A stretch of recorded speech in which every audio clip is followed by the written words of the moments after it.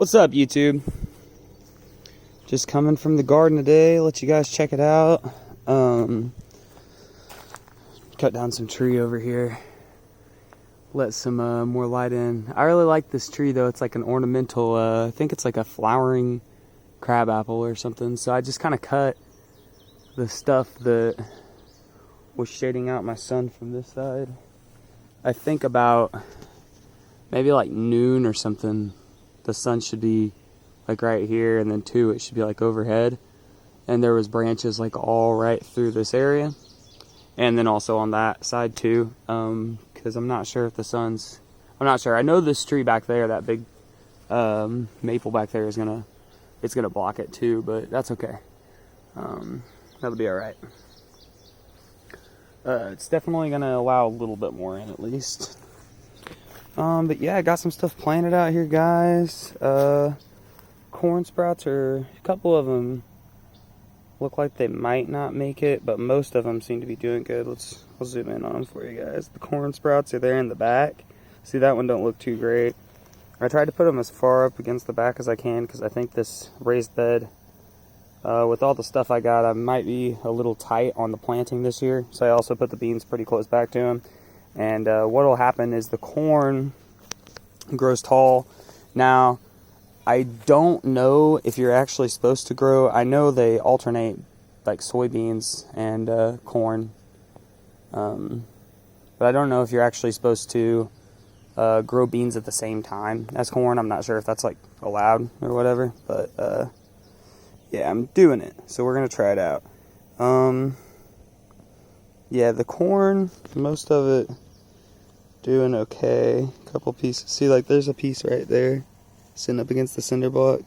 But yeah, as this corn gets tall, in the back row, the beans will get bushy, but they don't get very tall. They only get about 2 foot tall, or 18 inches or something like that.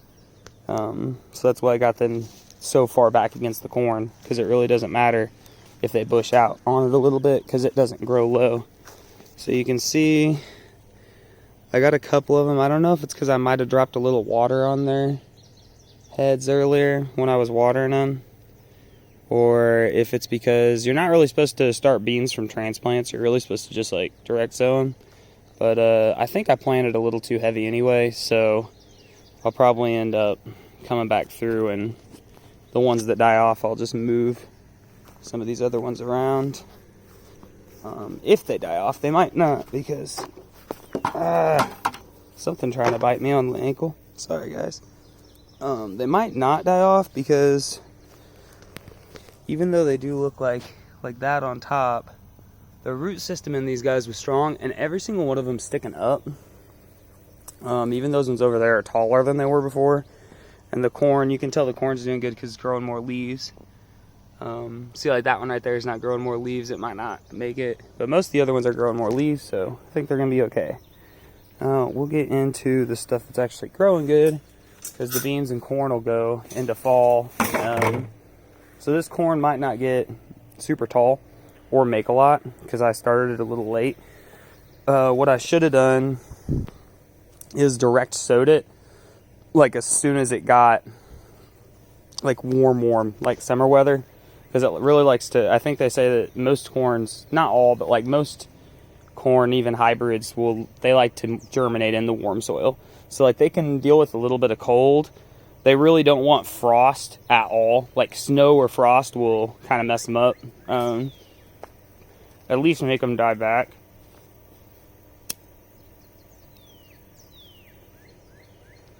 However, I think that they're going to maybe do okay. They just might not be as big and as fruitful as they would have been otherwise. So, ending on that, we got oregano here that's going to flower. And I actually don't think I bought any oregano seeds. So I'm actually just like counting on this going to flower and making me a bunch of seeds. And I'm going to try to harvest them. I need to go look and see how it is you're supposed to harvest those guys. Peppers, making a couple little flowers. Now what you're supposed to do, the first year you get pepper plants, you can really grow pepper plants like off the same plant for maybe like 3 or 4 years. Probably 3 would be better. But what you're supposed to do is just trim them back a lot and like top them to where they bush out. You see, I didn't trim mine back early enough, so when I start off next year, I'm gonna have to count on the root system being really good. It'll be okay. I'll still just top them all, like where this forks off. I'll just top them all there. Like this one's better. See, look at this one. It branches off all the way at the bottom. That's what you really want. See, this one's like straight all the way up before it branches off too much, and this one, same deal. So I didn't really know exactly what I was getting into with the peppers, like first positives, and yeah, so I'll figure it out a little bit better the next time I do some peppers. And I'm also going to plant some more peppers, maybe like probably just like 2 or 3 more. I got like 3 different kinds of peppers that I didn't have before. I think I got like some regular banana peppers, some cayennes, and some beaver dams. And then I got the 3 kinds of bell peppers in here, hot bananas and hot jalapenos. So yeah, that should serve most of my purposes until I want to do like some gourmet stuff. But yeah, really what you're supposed to do is on these flowers, you would really ideally come through and pluck that off the first year, because they're not going to make as much fruit as you want them to. But honestly, after looking at mine a little bit,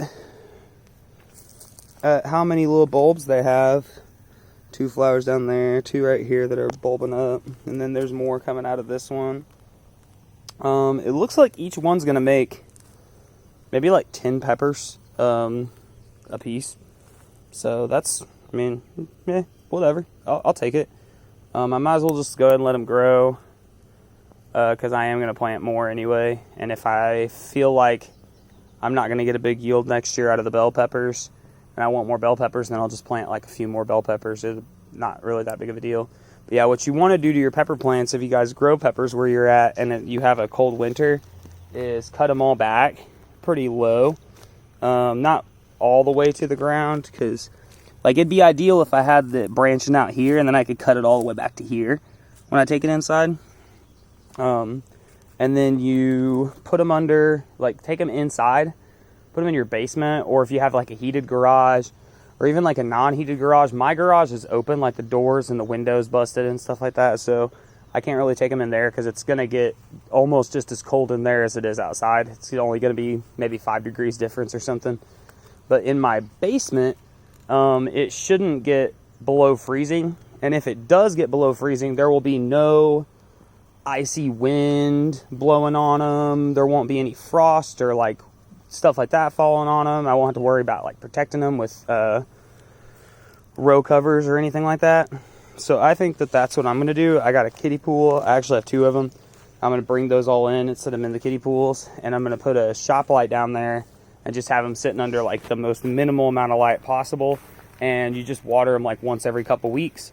I'm going to have my earthworm farm down there, or my red wiggler farm. It's composting worms, so not earthworms, but I guess they are, but I think they're like different than common earthworms. Since I'm going to have those down there, I'm going to have to be going to check on those maybe like once a week, once every 3 days anyway. So yeah, should be no problem for me to go ahead and put the peppers down there and check on them throughout the winter too. And then next year I'll bring them back out, and they'll have an already established root system in a 5-gallon bucket, which is a pretty good size container for peppers. And then I'll either plant them, if I do plant them in a raised bed,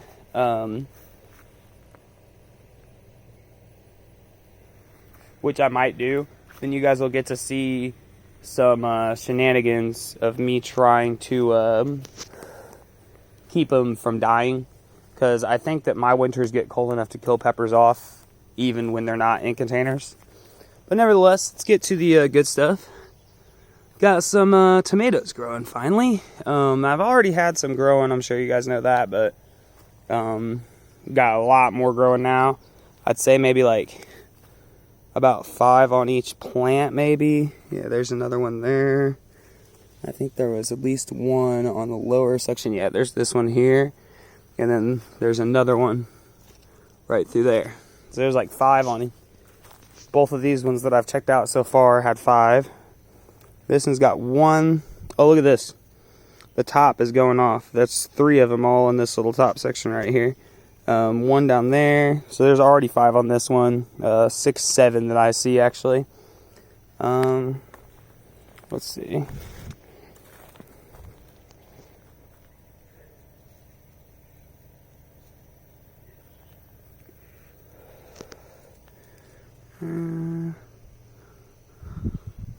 Not really too many on this lower branch. I got this one trimmed up high, but there's like 4, it looks like, on there. Something making weird noises at me from the forest. There's 1, 2 on the bottom. 3. Oh, there is 5 on this one. They just got to move around to the side. There's 1 here, and then 1 over here. And there's, well, there was 1 down here on the lower level, but I can't see it now from this angle. Oh, it's right here in front of me, right there. And then this one, and I know I've seen a 5th. Well, I'm pretty sure I've seen a 5th anyway. There's like 5 on each of these though, except for the little baby one. And this one's going off 2, 4, 6, 7, 8. Yeah, probably will have 10 on it by tomorrow, because some of them, when they're really little, you can't hardly see them. But yeah, rosemary's going good. Oh, look at that little tiny frog. You see him? I've been seeing a couple of these guys in here, and I'm so happy a frog came in and had their babies close. And I keep trying to, like, I found one the other day. There was one down in one of these rocks. I picked him up and like put him out in the garden, like, nah bro, we need you, you know. So yeah, happy about the frogs. They're gonna keep the insect population down quite a bit. They definitely help. Sorry, it's messy out here, guys. And yeah, probably just gonna take my buckets inside now. Gosh, something aggressive just attacked my face. Like, Jesus. But yeah, probably just gonna take my buckets inside and fill them up. And I think it's gonna rain today finally. It was supposed to yesterday and it didn't, but today is like an 80% chance or something. So yeah, I'm just gonna pour this bucket into the raised bed, give the seedlings a little extra water, and go in and fill these guys up. I watered everything this morning, so yeah. I guess before I do that, I'll take you guys to see the ponds, because I got a couple flowers blooming over there. Just the pink guy, I can't remember what he's called.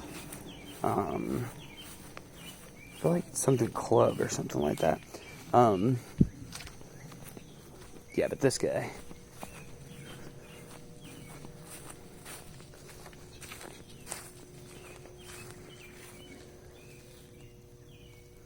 Finally got like a full bloom off before it rained. Every other time it would like bloom like 2 or 3 of these little flowers, and then it would rain on it, and it would like kind of like compact it all down. But yeah, it looks like it's doing pretty okay. Some of its littler blooms died off, but that's fine. Oh yeah, you guys probably haven't seen this yet. So what I did is I took this little guy that he's like the one that's doing the worst out of like all my plants. I put him in the corner. And then this lobelia, I believe it's called, the purple guy, it had like a little baby. I unearthed it to try to move it up a little bit. So I moved this one up. I put some cardboard here to boost it up even a little bit more. It's like barely, it's this one here, it's barely out of the water. So I think what's happening, to be honest, is the snails are just eating the fuck out of it. Same with this one. You see there's just snails everywhere over it. So I'm trying to just get them out of the water enough so they can just make some nice mature leaves. And then if the snails want to eat the leaves that come out underwater, that's fine. All this stuff, like this stuff here, it seems to be okay even when the snails are eating it. Like, it breaks off into pieces, but then it just makes a new plant. Same with this. But yeah, hopefully I get these guys to start doing a little bit better. They're at least not doing horrible. I probably need to start adding in some fertilizers into here. I think that would probably help out a little bit too, especially in this one where I have all the duckweed growing.